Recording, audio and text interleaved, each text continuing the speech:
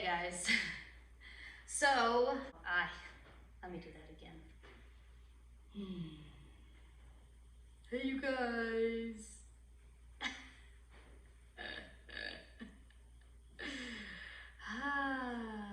Yeah, so, anyway, history of tarot. Let's talk about it. It's kind of like talking about the history of tattoos.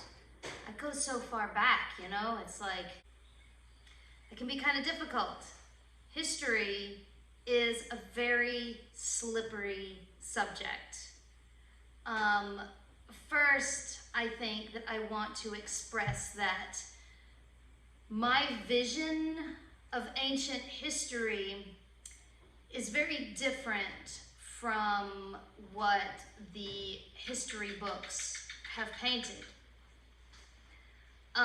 The idea that we weren't as smart then as we are now, to me, seems preposterous.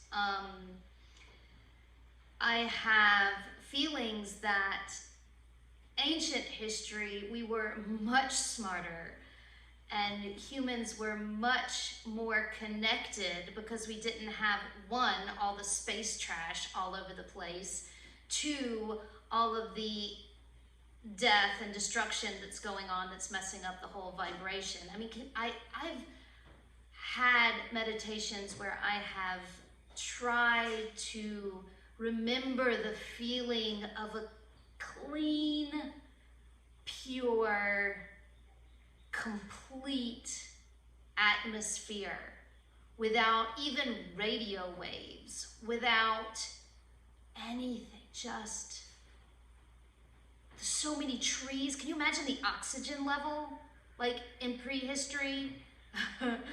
Like the amount of trees that we had creating the oxygen. So anyway, getting back to the history of tarot, yeah, I feel that, you know, you go as far back, like divination has been a part of human existence for as long as tattoos have. We've just always done it.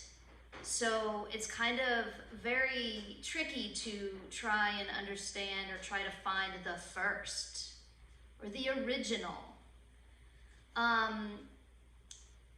Of course, I have always been interested in finding the source of everything. Seekers usually are.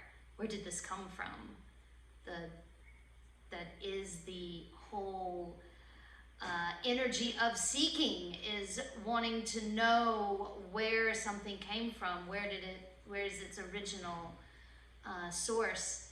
And a good friend of mine, Cole, brought me a book and the conversation of this, the beginning of tarot.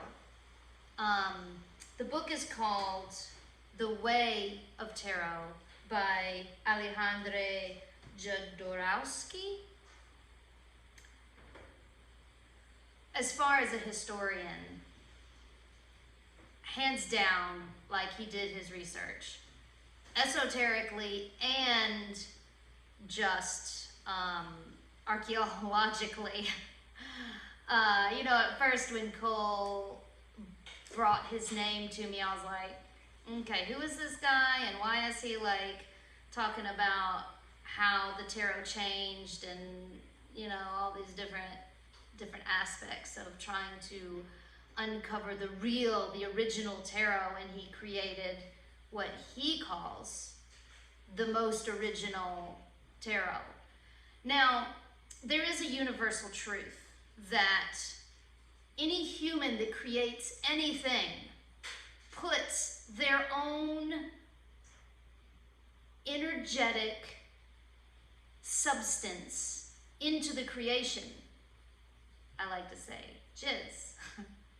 Like, there's no way you can create something without putting your jizz on it, right? And then if you're looking at a painting, or if you're the receiver of the cards, let's say, you in turn then put your jizz on it, and it becomes a melting pot of lots of jizz, and a creation, right? So what Alejandro was talking about, as far as he brings everything back, and the first recorded, hand-painted, the oldest tarot he could find was the tarot of Marseille. I have no idea if I'm pronouncing that right. Marseille, I don't know if it's French or if it's Spanish. Anyway, Marseille, maybe? Anyway, pronunciations. They change too. And see, that's the whole point that I'm trying to get to, is that everything is in constant motion. Everything changes, right? And even this Marseille, it's the very first recorded tarot that you can find. She jizzed on her cards. I don't even know if it's a she or a he. Anyway, gender. But they created the cards, right? And they, you can't help but put, like, you can just use symbols, right?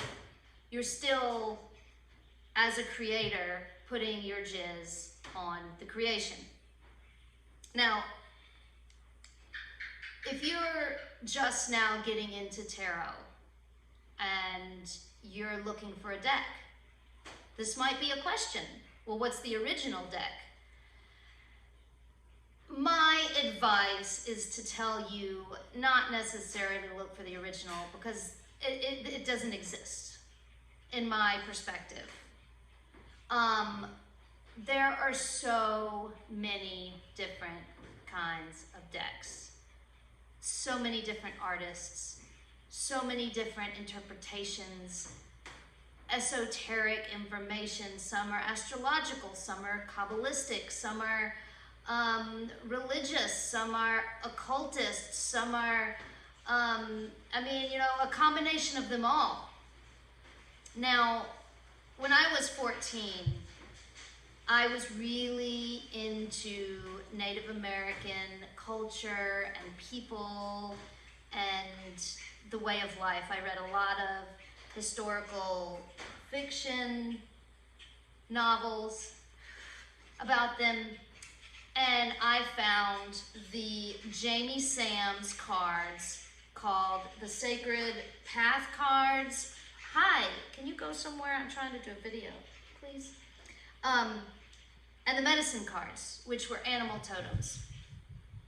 Now, these cards spoke to me because I knew the language. I was living in the books. I knew what a medicine bundle was and meant. I knew that the wolf was a teacher, you know? I knew what the talking stick was. And this is my suggestion, is that unless you want to keep having to look at a book that somebody has written to tell you what each card means, I would suggest finding a deck that has the images that you are familiar with. If you know astrology, then pick a deck that is an astrological deck, right? If you really like, I've seen the mermaid deck, I don't know what it's called, but it's just all about mermaids. If you really like mermaids, it's a cool deck, right? It's got beautiful images, beautiful art. I'm a big fan of a really beautiful deck. I strayed away from the tarot for a long time, and I had long since given away my Jamie Sams decks. And I had some different ones, Sister of the Moon, I can't remember. But I've had a few decks. I haven't had thousands like this Alejandro. Woo, man, like he had thousands of decks from what he said, which is super cool, like hands down. I would love to collect a bunch of decks myself. I'm also familiar with the Aleister Crowley deck because my brother always used that deck. And the symbology is really fairly easy to read if you know about the occult and magic.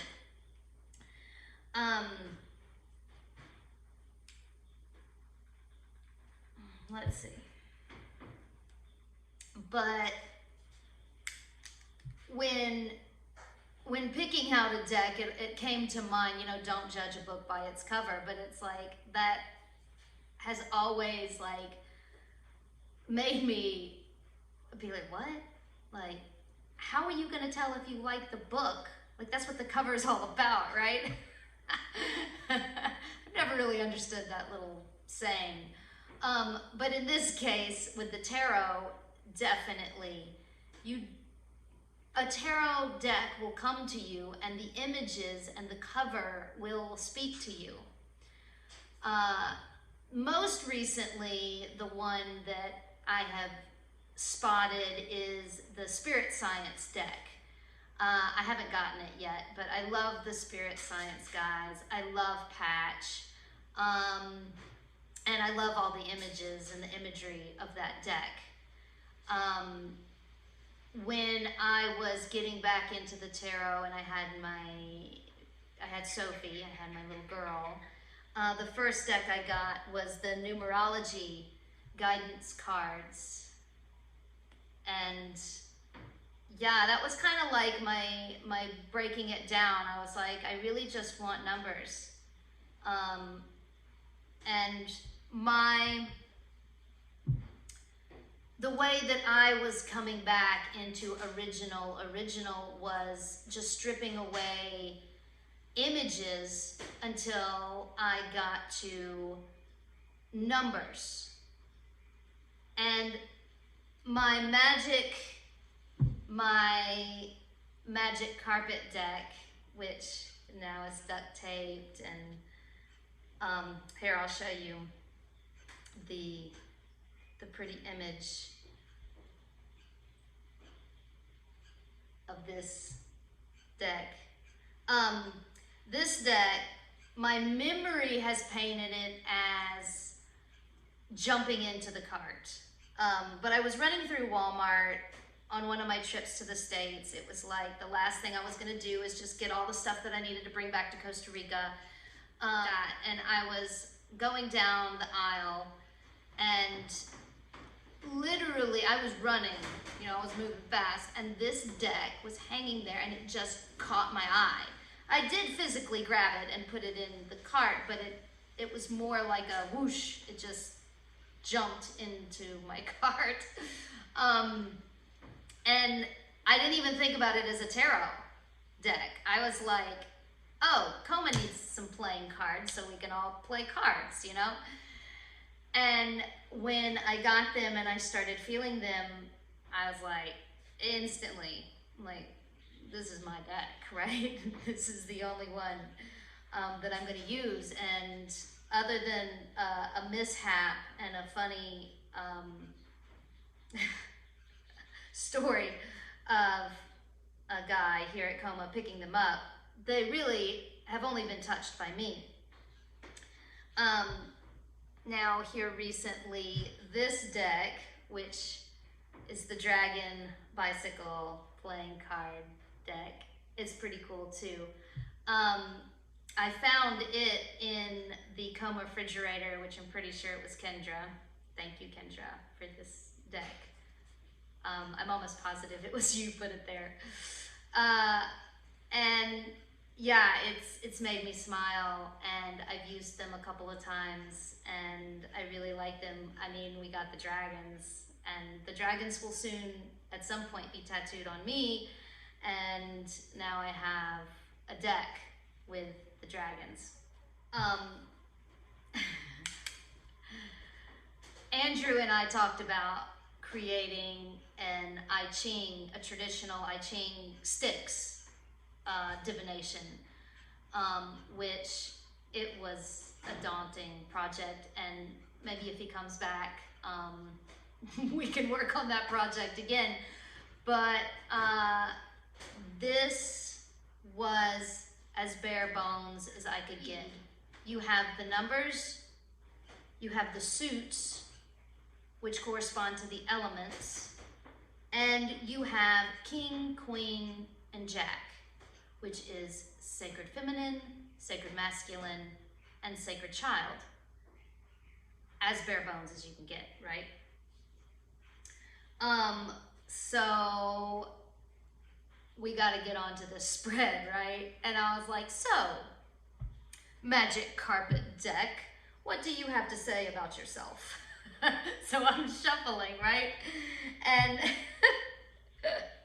and in the center, I uncover, oh, yeah, no, okay, that's gonna be at the very end. Okay, so in the center was 4 of clubs. Now, clubs is wands. Wands are fire. Clubs are wands. Wands are fire. Fire is active, okay? The number 4 is stable. You think of a chair or a table. You think of a square, all right? So, as I'm reading this card, and as you are even looking at your cards that have an image, you're looking at the image. Okay, what do I see here? What I see creates a thought, a mentation. And what does that mean to me? And you link it to what you're asking, what you're thinking about, you know, basically, you know, if you're new to tarot. And it's also the placement. This placement was the center. In my spread, this is basically what is this about? And what it said to me was that the tarot has to move, okay?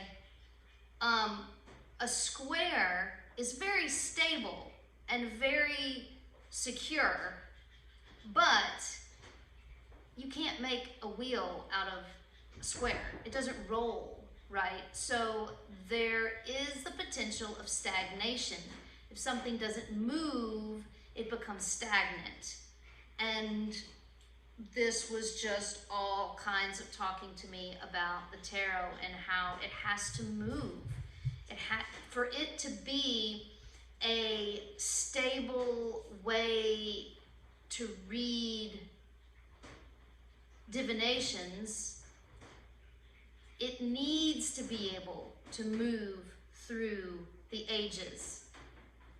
The way we think now is not the way, I promise you, Marseille thought in, it was like 1788 or whenever she made those cards. Like, the way they thought then is not the way we think now at all. Like, at all, even when it comes to images.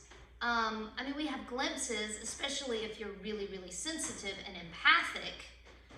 We have glimpses of what it felt like and how we thought back then. Actually, I think this is where a lot of autistic children and people are so linked to the past that their vibration doesn't even know how to function in this realm, in this age. And anyway, a whole nother subject.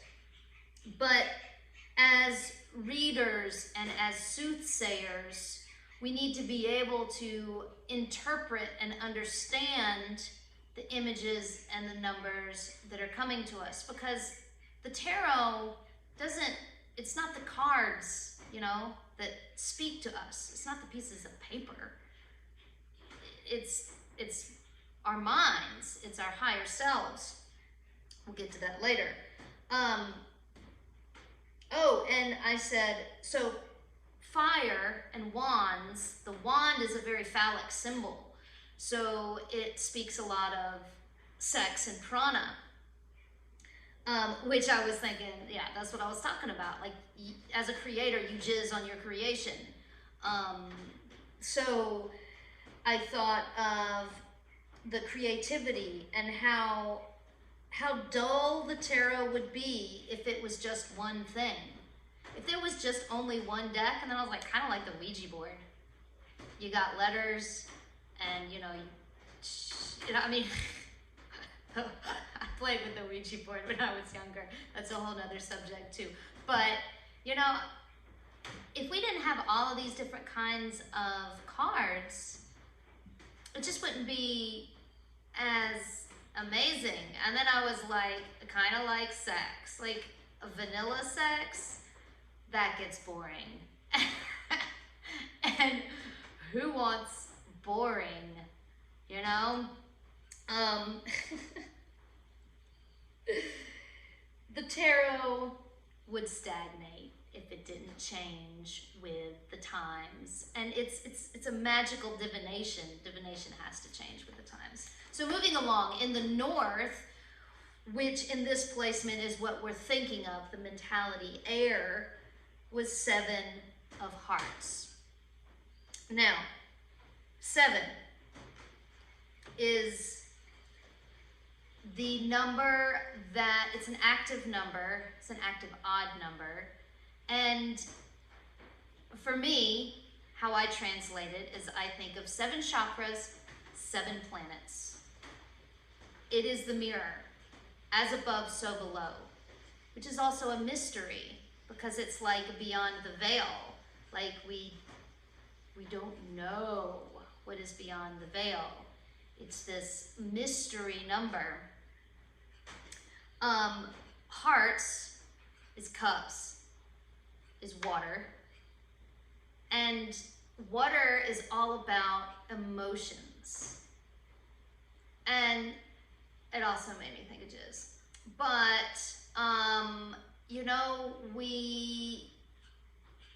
when we are reading the cards, we are putting our emotional impact as we're reading it. We are also connecting our higher selves to our lower selves. That's what we're doing when we're shuffling, right? Is we're asking our higher self to communicate with us through these cards. Like I said, it's not the paper, it's not the cards that are speaking to us. It's a tool that we use just like we would use a pendulum or sticks or bones or rocks or whatever, runes, you know, which were stones. But anyway, it's the macro communicating with the micro. Moving along, what's in the south? What's grounding this idea of divination? And it was the Ace of Hearts. Now, anytime an ace comes up, it makes me smile because it's an ace, right? Like, you don't need to know a lot to know that an ace is an ace. It's ridiculous. It's the master, right? It's the roots of the power. Hearts, again, is cups, again, is water. And it totally, I was like, oh my God, that's so perfect because it's like in the top, all up in the air, you know, we're shuffling these cards and we're trying to pull down this information from the macrocosm into our divination, into our tarot decks. And it's rooted in this master of our emotions and of our water, of our creation, masters of our jizz. And I thought of an ace is also like, you can think of a full cup, right? A full cup of water or jizz.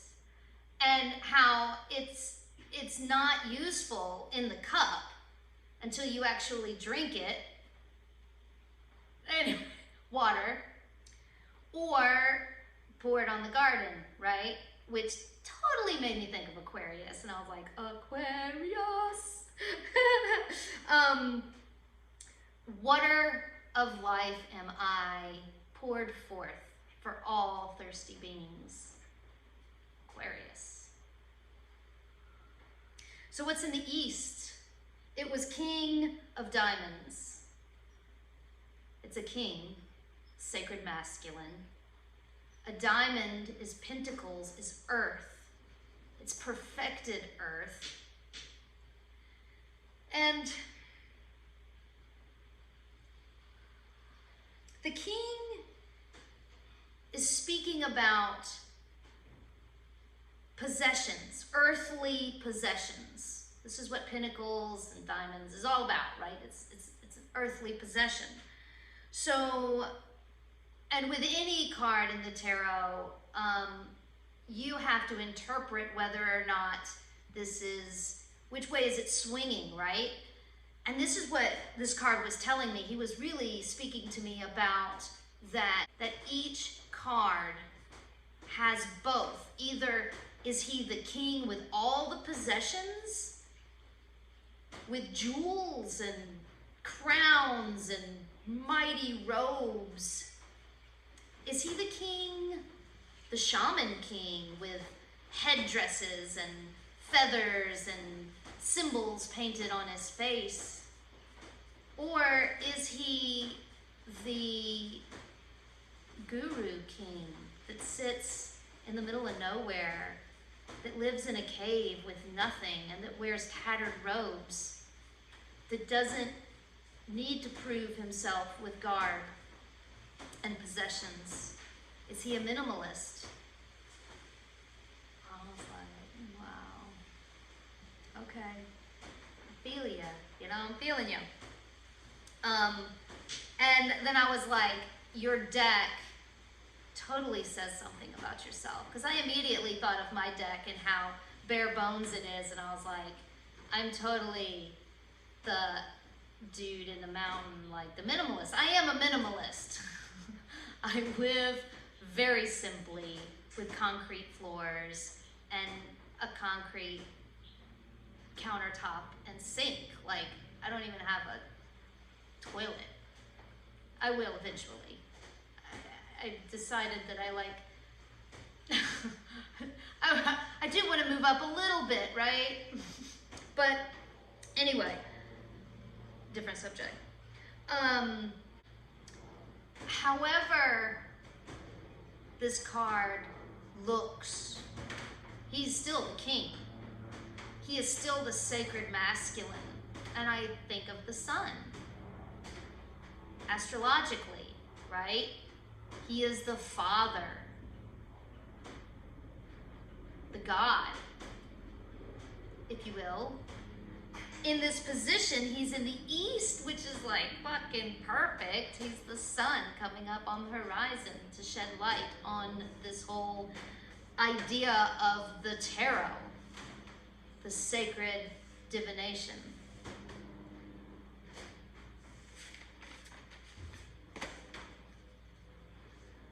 So now, what's in the west? It was 10 of diamonds. Now, in my deck, this is also the world. And it doesn't take much interpretation to realize that 10 is a completion. It's the whole. And diamonds, material possessions. And this card really spoke to me about the totality of the tarot. And actually, Alejandro, I don't know if I'm pronouncing that name right either.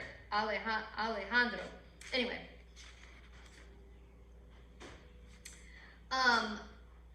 In the Way of the Tarot spoke of this as well, of that the tarot is not one card. You have to understand and interpret it as a whole.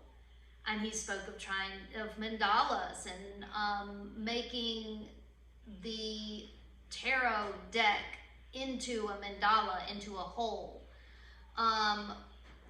When I shuffle, and I finish shuffling and I'm about to place the cards, I always have in mind that card doesn't have, how do I say that? It doesn't exist. It doesn't have an other side until you flip it. I've done this like forever. I don't know where that just intuitively came to me, but it's like you're shuffling and you know that you're placing the cards intuitively where they need to be, but then right before you flip them, it's like Pandora's box, I guess, sort of. Like it doesn't exist until you flip it, and then it becomes the card that you need to see. And that's what this card was telling me. To understand that the tarot is a complete whole. And what we do when we separate the cards is we are energetically pulling from the whole to be able to interpret each individual piece. And then we put it back together. And that there is an infinite way that you can place all of these cards. Now, I mean, maybe a mathematician could tell you that there is definitely an algorithm. There's so many spreads you can possibly do. But, you know, there's my little friend again. I'm gonna leave you with that, with the deck, the Sacred Tarot as a whole. So yeah, if you're looking for a deck, happy hunting. Usually they end up, the right deck ends up finding you, as from my observations, that kind of is what happens. And happy reading. Please check out all of my links below, the surprise link, the last link was really funny. If you didn't check that out, go back to the last. I'll link it above. And my website is being worked on. Check that out as well. Spiritual texts published on Amazon, a Patreon account, a link tree. I got a lot of stuff going on, so please feel free to check it out. So, in love, light, and lube. Take care.